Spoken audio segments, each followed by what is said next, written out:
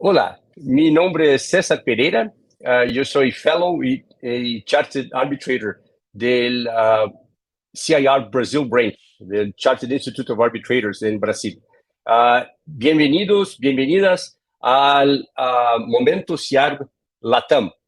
Este es un programa hecho en asociación entre CIARB Brasil y Canal Arbitraje, con auspicio de F. Bonassa, abogados de Brasil. Uh, y y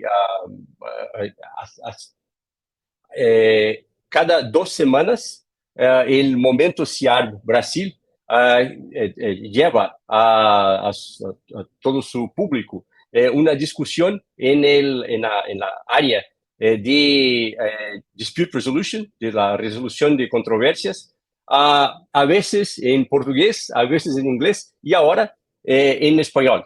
Este es el primer episodio del Momento CIARB LATAM, que va a tener discusiones muy importantes con destacados entrevistados como los que tenemos hoy sobre temas de interés general.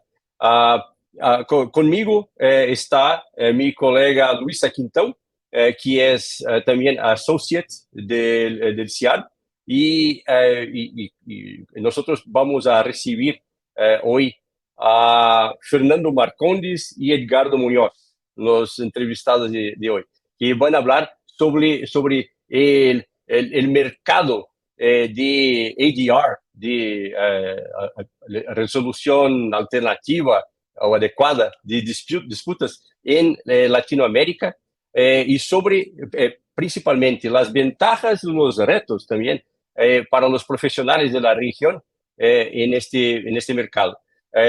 Fernando Marcondes es uno de los más destacados árbitros y abogados internacionales en la área de derecho de construcción, y también es el presidente del capítulo brasileño de lo que era el CEA y ahora el CEIA, y él va a nos hablar un poco sobre eso, sobre este cambio, el Club Español de Arbitraje, que ahora es no solo español, pero también iberoamericano. Y Edgardo Muñoz es profesor de Derecho en la Universidad Panamericana de Guadalajara, es miembro del CISG Advisory Council, autor de muchos libros, como el recientemente publicado Global Sales Law, la segunda edición del Global Sales Law en coautoría con la profesora Ingeborg Schwenzer, y es el editor de la traducción para el español de los comentarios, de los más importantes comentarios sobre la CISG, la Convención de Viena sobre compra-venta internacional de mercaderías, en español. Y por casualidad, los dos, aunque sean uno de Brasil y otro de México, nos hablan hoy más o menos de Europa. Edgardo está en Italia y Fernando está en la parte africana de España, ¿no? Y entonces nos hablan ahora de sus locales de trabajo en el momento. Bueno, yo no voy a tomar más tiempo de nuestros entrevistados. Les agradezco mucho el tiempo de estar aquí con nosotros, y le invito a Luisa para empezar con nuestras preguntas. Muchas gracias. Gracias, César y CIARB y Canal Arbitraje por brindarme la oportunidad de platicar aquí con expertos tan destacados en el mercado de arbitraje. Y bueno, empezando con nuestras preguntas, ahora que tenemos tanta gente que es muy experta y nos puede dar informaciones. César ya mencionó en el inicio de nuestra plática aquí que hubo un cambio reciente en el nombre del Club Español de Arbitraje. El Club Español de Arbitraje es una asociación profesional que empezó como algo exclusivo de España, pero ya vimos que hubieron muchos capítulos, incluso un capítulo brasileño y una tendencia de expansión del club a otras regiones. Incluso tenemos aquí Fernando, que funciona como presidente del capítulo brasileño del antiguo Club Español de Arbitraje, ahora Club Español Iberoamericano de Arbitraje. Y Fernando, ahora con muchas dudas y un poco más de curiosidad, te pregunto, ¿qué podemos esperar de este cambio? Y si nos podría explicar un poquito cómo hubo el cambio y cuáles son los próximos pasos y qué podemos esperar. Hola Luisa, muy buenas tardes a todos. Es un gusto estar aquí, invitado por César, a quien agradezco. Y bueno, el Club Español, como ha dicho Luisa, ha sido creado para actuar inicialmente solamente en España, pero su vocación internacional muy rápidamente, perdón, ha sido descubierta. Primero por las facilidades que tenemos en Europa de una mayor circulación de personas, de informaciones, pero claro, por la tendencia de conexión que existe entre España y los países latinoamericanos en general.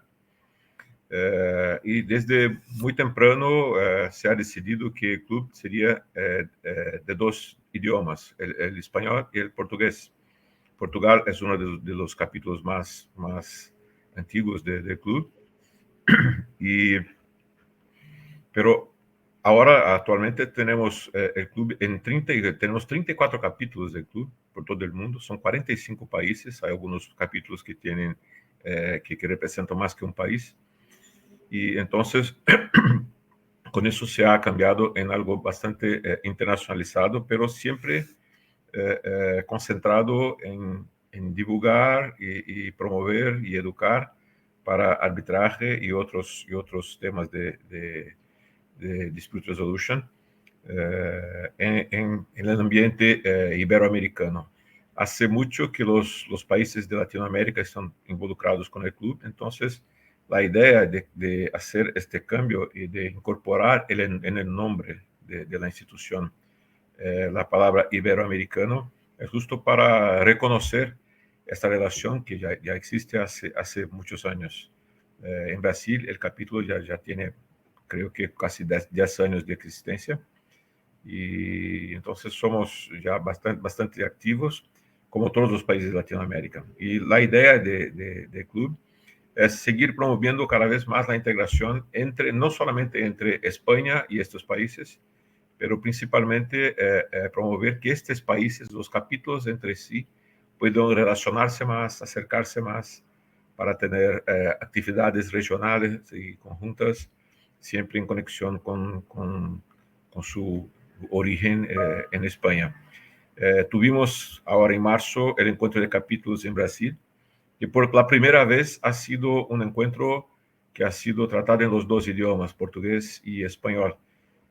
Finalmente, entonces, marcando la vocación del club de trabajar con los dos idiomas.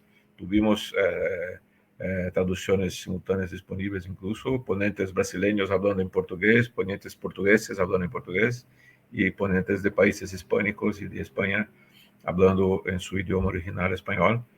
Y con eso consagramos esta idea de integración que tiene el club. Bueno, gracias Fernando, me alegro mucho con la idea y siempre soy muy aficionada del tema de integrarnos con nuestros vecinos.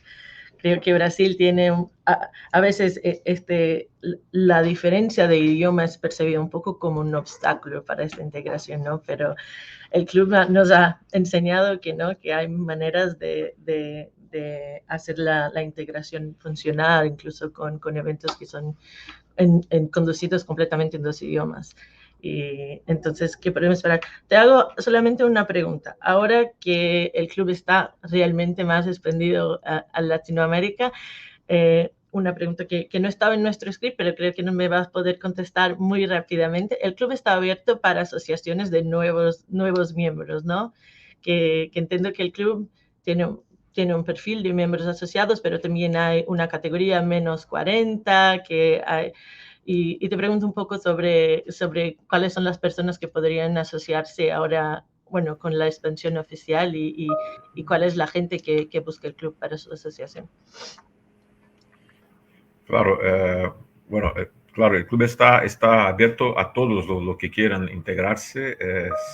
La idea es tenerlos cada vez más miembros. Somos hoy como 1.300 miembros por todo el mundo y la idea es tener muchos más, incrementar cada vez más las relaciones. Entonces, tenemos el SEA Mujeres, el SEA, ahora SEA Mujeres, SEA menos 40, y hay actividades específicas para estos sectores, esos grupos de actividades, y están todos, claro, más que invitados. Incluso en Brasil, cuando hicimos ese evento en marzo, la idea fue hacer una divulgación muy grande en Brasil y tuvimos éxito con eso porque de los 180 participantes, más que 50 eran brasileños, que ha sido distinto de los otros encuentros de capítulos que tuvimos, que normalmente estaban marcados por su internacionalización.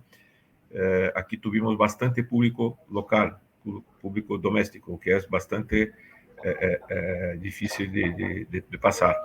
La idea es justo esto, llamar a todos los arbitralistas para que vengan para participar de nuestros trabajos. Son grupos de estudios, estamos ahora con una comisión de dispute boards. Ahora mismo, el día 15 de junio, yo estuve en Madrid para hacer un taller de dispute boards, que es la primera vez que se hace en España, que España no tiene dispute boards en sus actividades normales. Entonces, la idea es divulgar en España como estamos divulgando en toda Latinoamérica y educando la comunidad de derechos de construcción para utilizar la herramienta de dispute boards. Tenemos ahora un código de buenas prácticas también para dispute boards.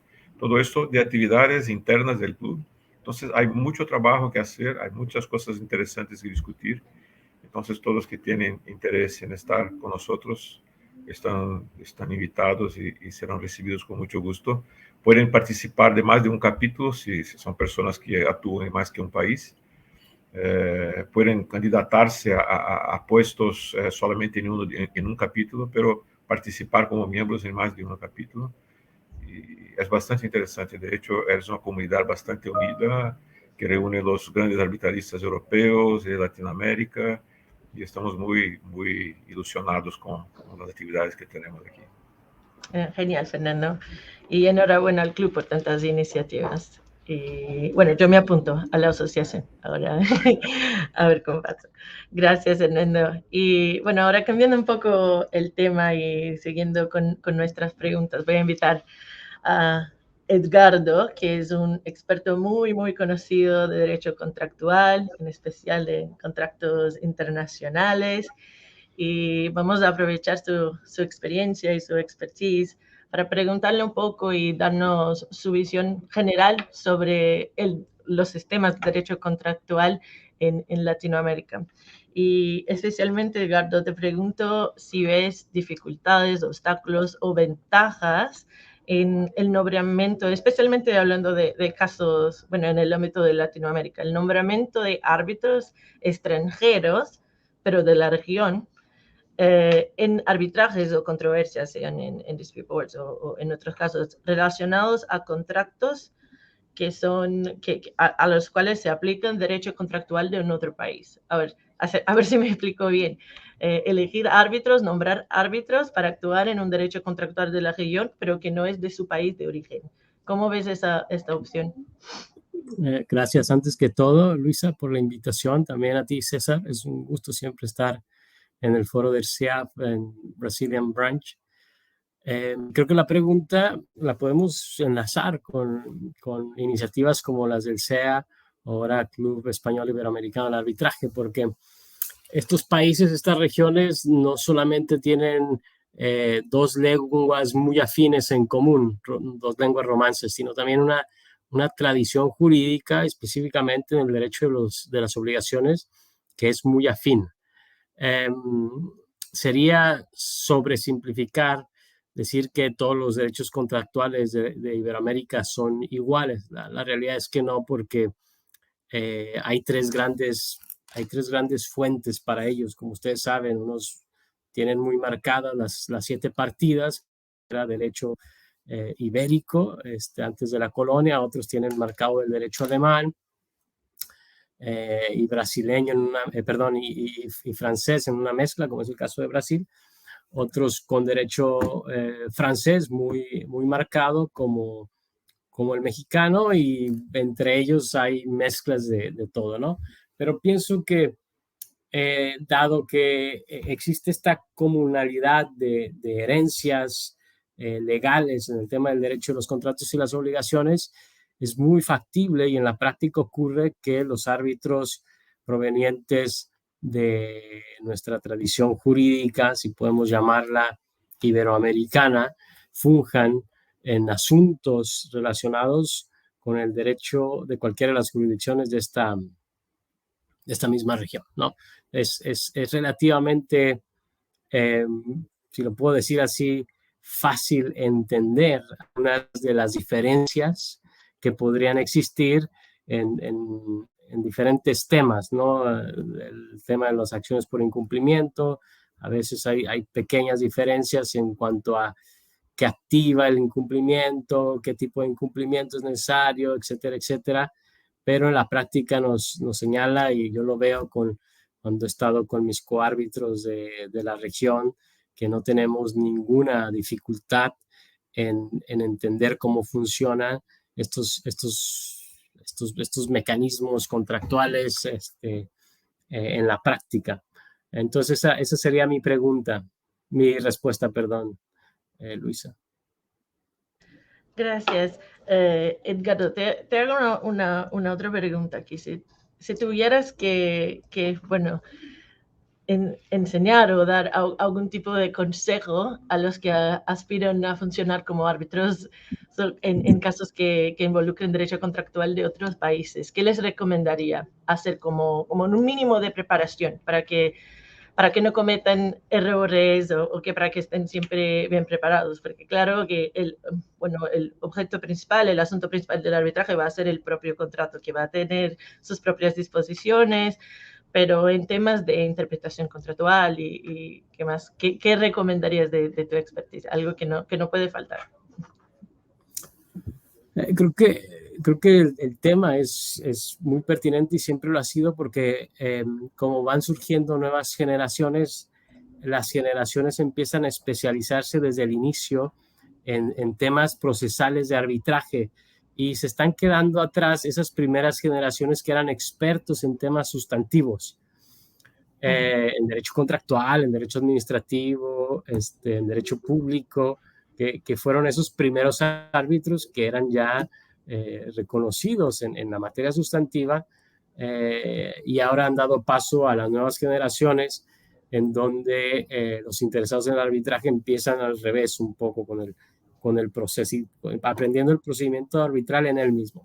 Entonces, la recomendación es continuar con el estudio del derecho sustantivo, no dejarlo a un lado. De hecho, yo le he dicho a algunos de mis estudiantes que vale más la pena hacer una maestría en el extranjero donde estudien derecho sustantivo de alguno de los países europeos o del common law, porque el arbitraje tenemos una oferta muy, muy vasta de cursos, de talleres, y que son muy prácticos, porque el arbitraje requiere eso, poner en práctica los principios del arbitraje, y al final siendo un proceso, pues es sobre la marcha que se aprende. Entonces, aprender derecho sustantivo de lo que les interese: contratos, propiedad intelectual, derecho internacional de las inversiones, derecho público, derecho administrativo. Creo que eso nunca estará de más. Luis. Perfecto. Gracias por la recomendación. Igualito ya tengo aquí mis apuntes.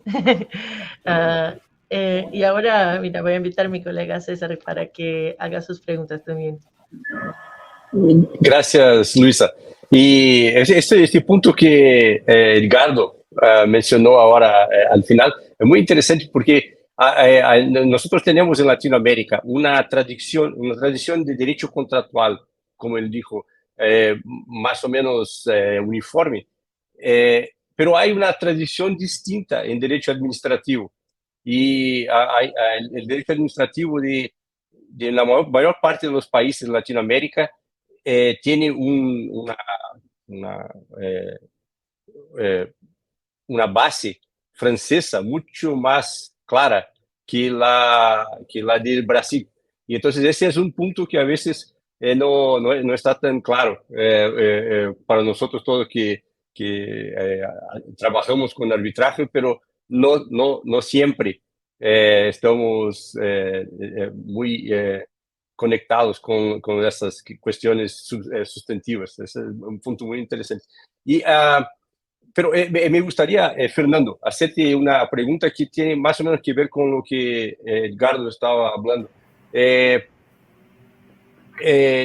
No solo por la uniformidad de tradición jurídica, pero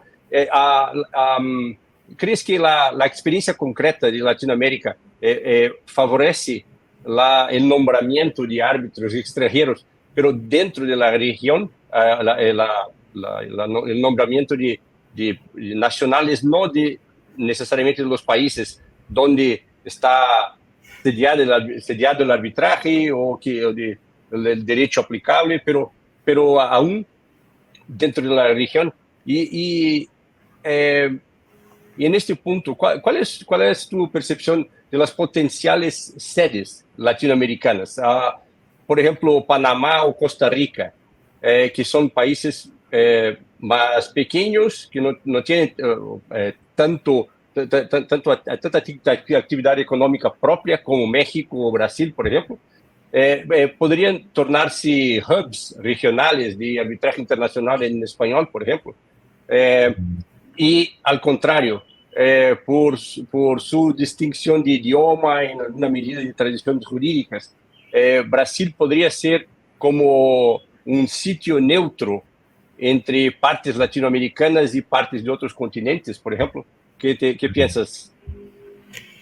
Bien, primero hablando sobre la posibilidad de nombración de árbitros de otros países de la región, me parece que es una realidad actualmente. En Perú, por ejemplo, hay muchos arbitrajes con árbitros de otros países de Latinoamérica, incluso árbitros brasileños.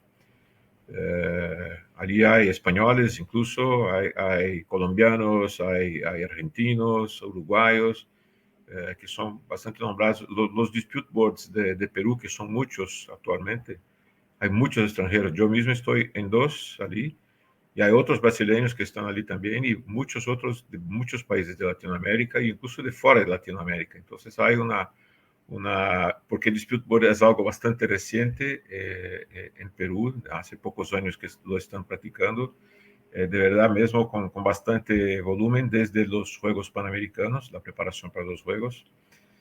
Y entonces están ávidos por la experiencia de otros miembros que ya tengan practicado dispute board en otros sitios. Por eso nos han nombrado con mucha frecuencia para los dispute boards que están en andamiento. Y los arbitrajes también. En Perú estamos bastante presentes allí.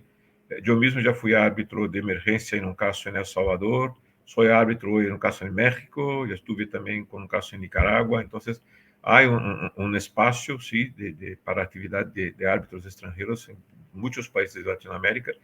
Y en Brasil, lo que vemos hoy es que empieza a haber, tenemos una cantidad enorme de buenos árbitros en Brasil, y normalmente históricamente no habíamos buscado árbitros extranjeros con mucha frecuencia. Lo que veo ahora es que esto está empezando a cambiar. Hay árbitros portugueses, españoles, hay árbitros, por ejemplo, Eduardo Silva Romero, que es un árbitro colombiano radicado en París hace muchos años, ya ha sido nombrado en diversos arbitrajes en Brasil. Entonces, hay un espacio también para árbitros extranjeros en Brasil. Y países sede, con la segunda parte de tu pregunta, yo veo que hay espacio sí para se buscar sedes latinoamericanas que sean seguras. Costa Rica es un país bastante comprometido con el arbitraje. entonces me parece sí un país interesante. Panamá tiene buenas experiencias con arbitraje también, utilizan mucho CCI, y Brasil me parece una sede bastante interesante, aunque no seamos de idioma español, somos de idioma portugués, pero tenemos una participación muy positiva del judiciario brasileño. Las decisiones del Poder Judiciario brasileño son muy positivas para el arbitraje. La confirmación de lo que se pasa en arbitraje es bastante fuerte en Brasil. El judiciario contribuye bastante con los arbitrajes. Esto me parece que es algo bastante precioso. La dificultad del idioma no existe, las cámaras están preparadas para actuar en inglés y en español. Y también con relación a árbitros, no hay problema de tener la sede en Brasil y nombrar árbitros de otros países para actuar, como cada vez es más frecuente. Y mismo árbitros brasileños que dominen el idioma español, también es bastante frecuente. Lo que pienso yo es que los brasileños tienen que empeñarse más en aprender el español, porque por la similitud del idioma con el español, la verdad es que pocos se dedican a estudiarlo, y con eso piensan que pueden simplemente hablar un portuñol de bajo nivel y no un de alto nivel como que yo tengo, que es distinto del español perfecto de Luisa. Yo tengo un portuñol de alto nivel que es lo mismo que un español roto, pero la gran mayoría de los profesionales de Brasil no tienen la preocupación de estudiar el español para que puedan comunicarse y escribir en español de una manera correcta, para que puedan actuar profesionalmente y no solamente socialmente en el ambiente de arbitraje. Entonces, creo que esta es una recomendación que yo daría a los profesionales brasileños que tienen la intención de actuar en el mercado latinoamericano. Aprender el idioma español, que es algo que los brasileños, de hecho, no se dedican. Gracias, Fabio. Bueno, tu portuñol de alto nivel es mi objetivo algún día. Y sabes que, bueno, este programa tiene mucho que ver con eso. SIARP,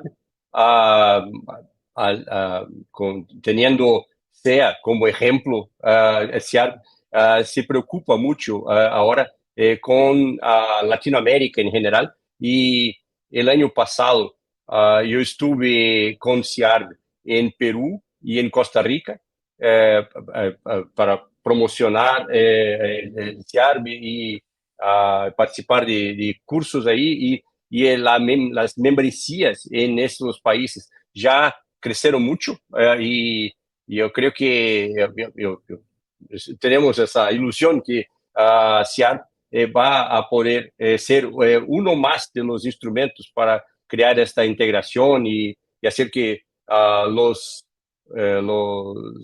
profesionales brasileños sean más expuestos a Latinoamérica en general, y también lo contrario, y que los profesionales de otros países de Latinoamérica conozcan más a Brasil. Entonces, esta iniciativa tiene mucho que ver con lo que has dicho.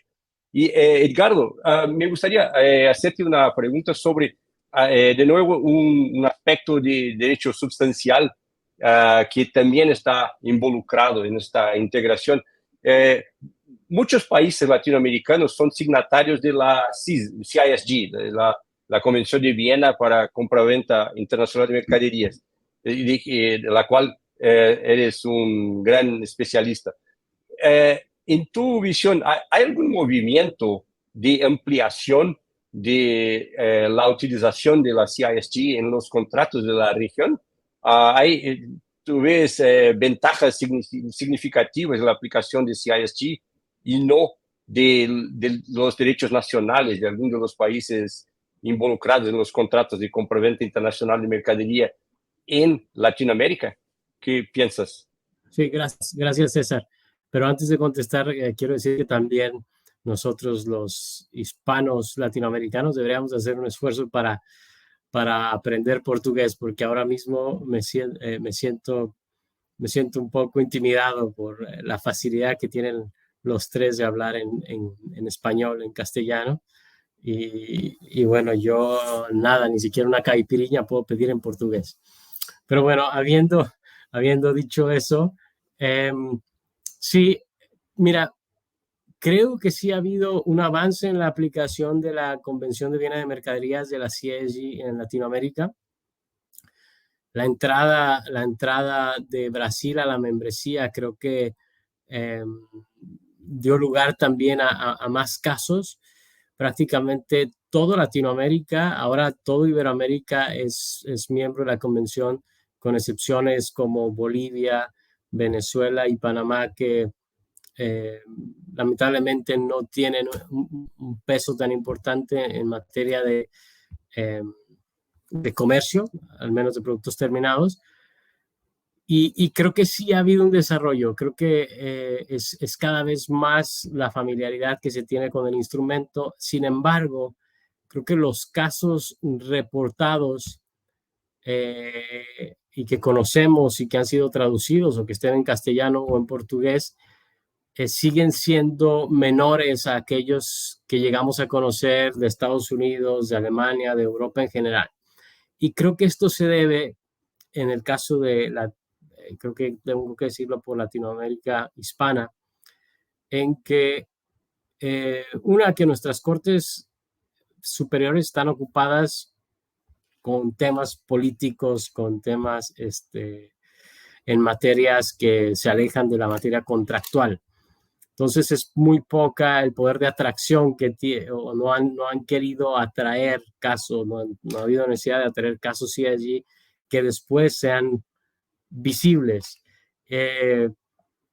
¿Y por qué lo digo? Porque cuando el caso, por lo menos en lo que es México y muchos de los países latinoamericanos, cuando el caso solo llega a primera instancia o a segunda instancia, normalmente no tenemos un sistema de reportarlos en bases de datos de libre acceso. Entonces, es muy difícil saber cuántos casos sobre la convención están siendo discutidos en cortes de primera instancia o en apelación, a menos que existan abogados mismos que lo refieran por ejemplo, a bases de datos como la que hay en España, o a CSG.org, que también reporta cierto número de casos y que hace las traducciones. Y creo que esta es una circunstancia que se ha vivido desde la entrada en vigor de la convención, pero a pesar de eso, y especialmente en el ámbito arbitral, hay un buen conocimiento de la convención. Espero yo que ahora que varios de los centros de arbitraje latinoamericanos se han estado uniendo a iniciativas donde se publican algunos de los laudos, conozcamos más laudos CIEG provenientes de la región. Sí, esto es creo que es muy importante la idea que muchos de esos casos son discutidos en arbitraje, ¿no? Que normalmente son bajo confidencialidad y no están tan públicos. Pero sí, yo sé por ser árbitro o abogado o por comentarios que hay varios casos en curso ahora en Brasil de arbitraje en que se aplica la CISG. Entonces yo creo que eso sí está en una sí. En una ascensión. Para rápidamente responder la segunda parte de la pregunta que me hiciste, hay una ventaja evidente, sin entrar a los detalles, de tener a la convención como el derecho uniforme aplicado a la compraventa en Iberoamérica, y especialmente en arbitraje, si es que el acceso que los árbitros tienen a la jurisprudencia derivada de otros tribunales arbitrales o cortes es bastante. Entonces, esto puede ayudar a árbitros provenientes de jurisdicciones distintas a resolver casos de una manera probablemente más eficiente que resolver un caso contractual de una jurisdicción específica donde la jurisprudencia es particular, ¿no? Entonces creo que sí hay una ventaja más allá de que la convención está diseñada de una manera que garantiza la justicia y el balance de intereses entre compradores y vendedores. Desde el punto de vista del decision making, hay la ventaja que justo comenté antes.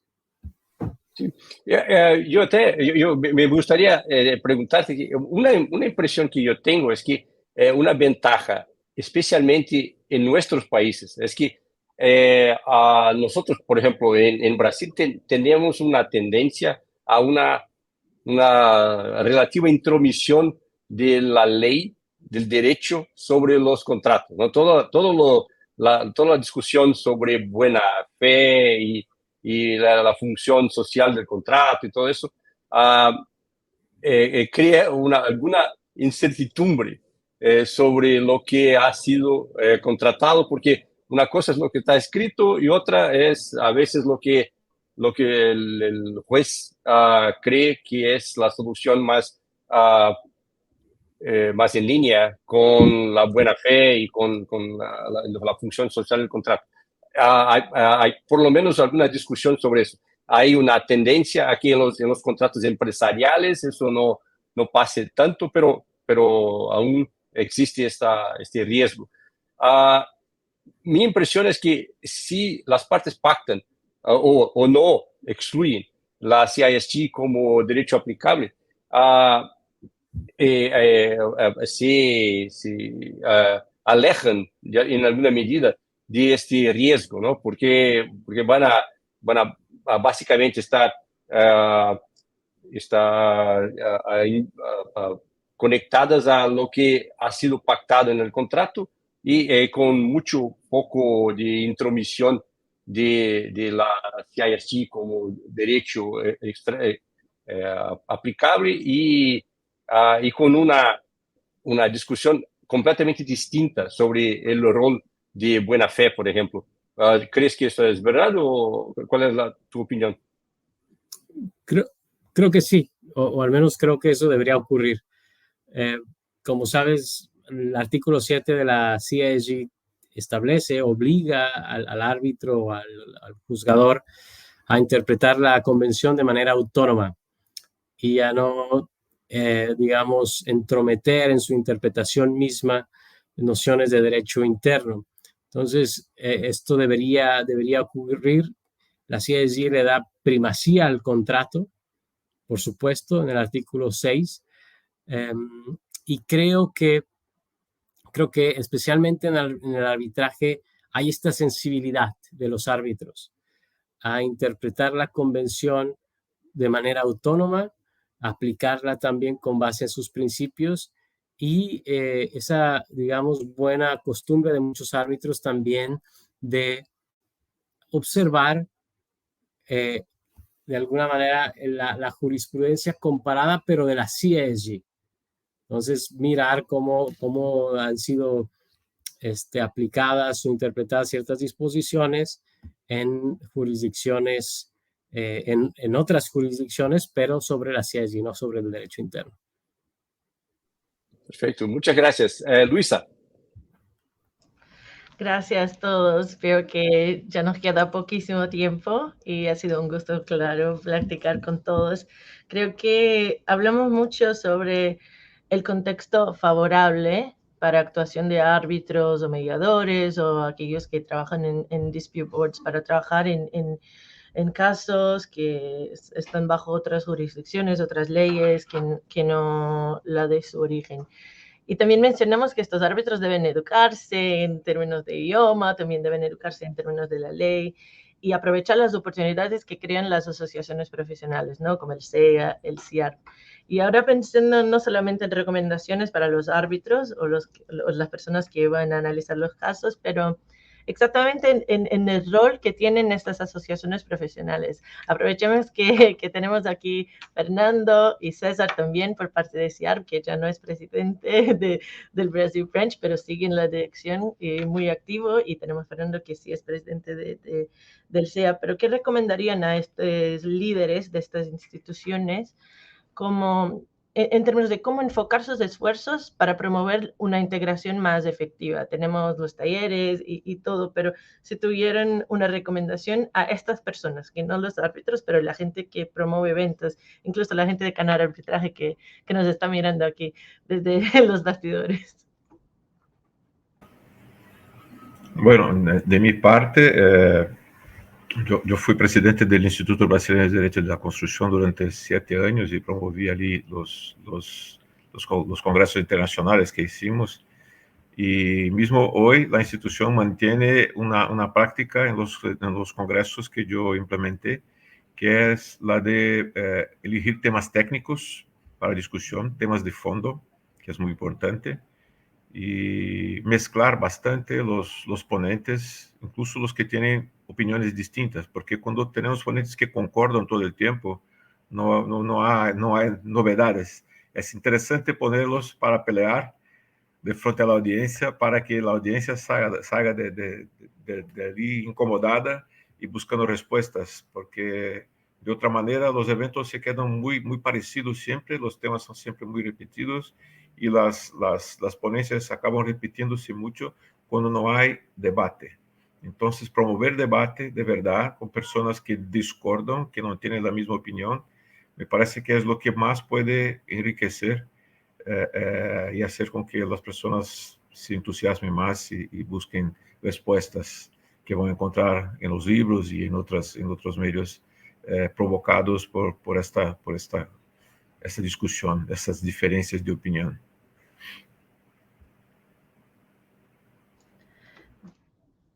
Gracias, Fernando. Me gusta ver que propones un hot tub en foros y congresos así, live. Edgardo. Bueno, creo que lo que dice Fernando es muy cierto, pero no voy a estar de acuerdo con él en la totalidad, porque hay que también tomar otra postura, ¿verdad? Eso es muy importante, especialmente en un nivel de practicantes con cierto conocimiento en la materia y que buscan realmente cómo hacer más eficiente la práctica o cómo hacer evolucionar la teoría, ¿verdad? Pero creo que el arbitraje siempre necesitará de esos eventos que pueden parecer más de difusión, de lo mismo, un poco de las cláusulas, etcétera, porque es un mercado bastante peculiar y todos lo sabemos. En algún momento todos nos hemos dado cuenta y hemos comentado esta realidad, que existen más eventos de arbitraje que arbitrajes mismos. ¿Y por qué pasa esto solamente, o parece pasar solamente en el arbitraje y no en propiedad intelectual, o no en litigio normal, o no en competencia económica, etcétera? Y es porque el arbitraje es tan grande en el mercado como existan cláusulas arbitrales. En los otros temas no existe esta necesidad. Los temas de propiedad intelectual están ahí mientras haya invenciones, marcas, etcétera, nuevos negocios, pero el arbitraje no. Si no hay cláusulas arbitrales, cualquier disputa se va de manera natural a los juzgados, a las cortes, a los jueces. Y en el arbitraje se necesita la exclusión de eso. Entonces necesitas gente informada y que ponga las cláusulas arbitrales. Y por eso hay muchos eventos siempre en arbitraje, más que procedimientos, porque de alguna manera el mercado es tan grande como hay cláusulas arbitrales. Entonces puede ser infinito, siempre y cuando haya esta promoción a nivel básico probablemente. Gracias, Edgardo. Nos quedamos atentos a los eventos y aquí en nuestro caso al tiempo también. Entonces, César.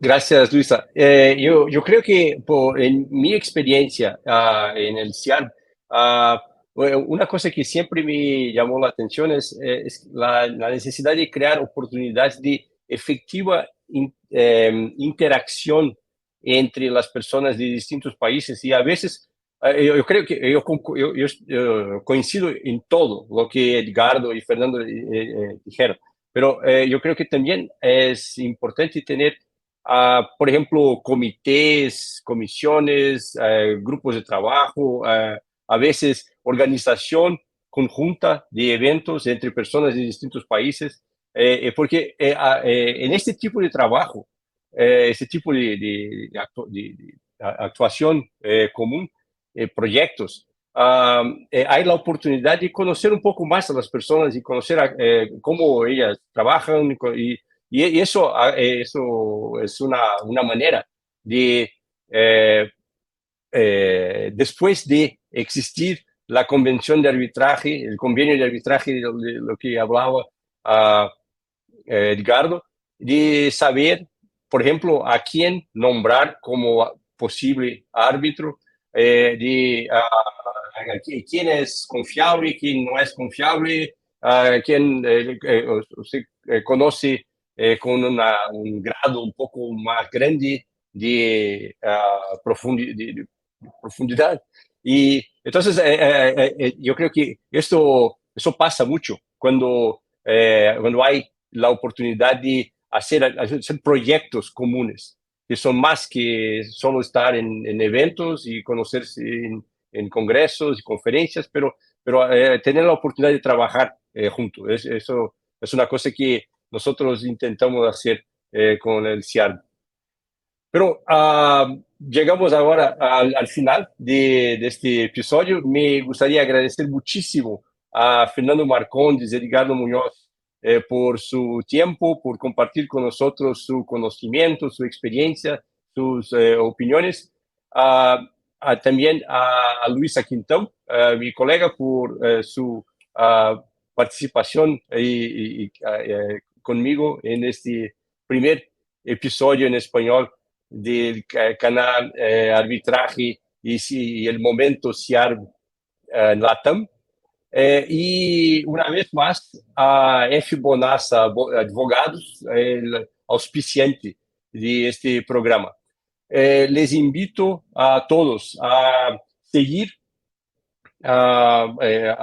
conectados con el canal Arbitraje, con CIARB Brasil. Tendremos otros episodios en español en el segundo semestre de este año y este es un proyecto que es concebido para quedarse y para desarrollarse y entonces tenemos la ilusión de tener muchos más episodios en español de este Momento CIARB LATAM. Muchas gracias y hasta el próximo Momento CIARB LATAM. Gracias. Hasta luego. Gracias. Gracias a todos, que lo pasen.